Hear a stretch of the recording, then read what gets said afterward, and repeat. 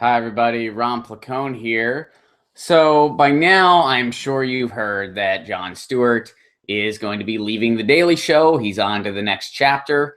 A lot of people were disappointed by this. I'm not really surprised. I mean, Colbert left, and it's been a really great era for him. I think he's been doing it about 15 years, and it's just time for a new chapter. I think he did a great job, and I think it'll be an exciting new chapter for him, whether it's just directing or whatever else, whatever other bigger projects he may take on.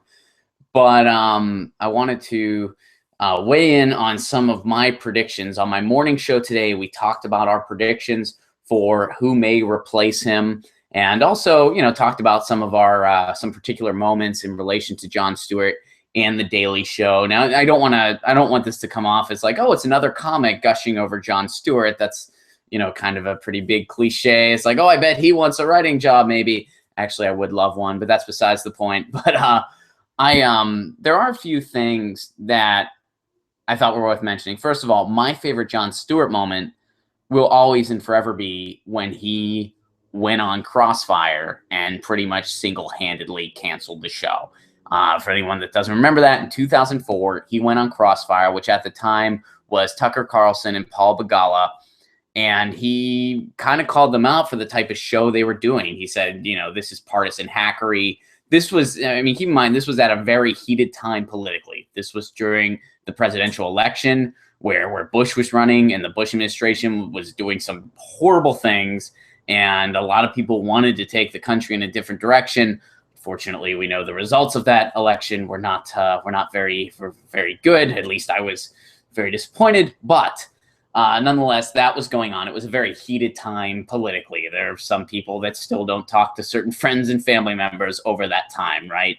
But it was a heated time, and Jon Stewart went on Crossfire and pretty much said, look, you have an obligation to really inform people, and instead you're just being a bunch of partisan hacks.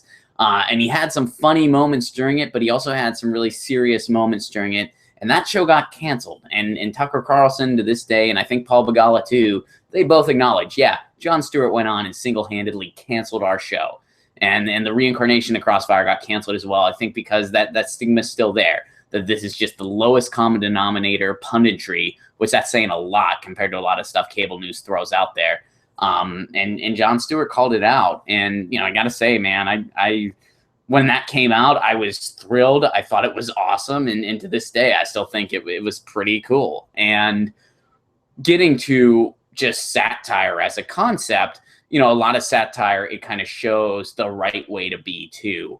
And I think that Jon Stewart, one thing, that's hard to take away from the guy, he was very good at going from comic to citizen. He was really good at kind of taking the gloves off and having that moment of sincerity when it was necessary. And he was kind of able to do that because he had other correspondents like a Stephen Colbert or people like that were able to really keep the mask on, if you will. But he was able to kind of have those moments of sincerity that really, I think, really helped frame that show in a lot of ways. I mean, those were important moments. And at the Rally for Sanity, if you guys recall that, at the end, he had that sincere moment where he gave a sincere message to the crowd. I was there. I went to that in Washington, D.C. So I think that's something he was very good at. So that kind of plays into my predictions, because my predictions, those people that I think might have a shot at this, they were very good at this as well. So here are my predictions in no particular order. W. Kamau Bell. W. Kamau Bell has been on my show a bunch of times, full disclaimer. He has been on my show a couple times, but he had his show on FX, Totally Biased. That was pretty well received. When it went to FXX and went every night, it did not stick.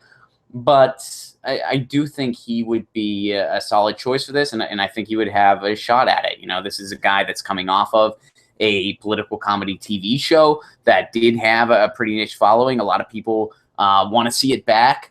I think he could be selected for The Daily Show. Second choice, not choice, but prediction. I don't really have like people I want to see or don't want to see, but John Fugelsang is my second prediction. He just got a show on Sirius, radio show on the new channel Sirius Insight, And he's been doing a lot of different commentating and stuff for a long time. He's been on MSNBC a good bit, on CNN a good bit.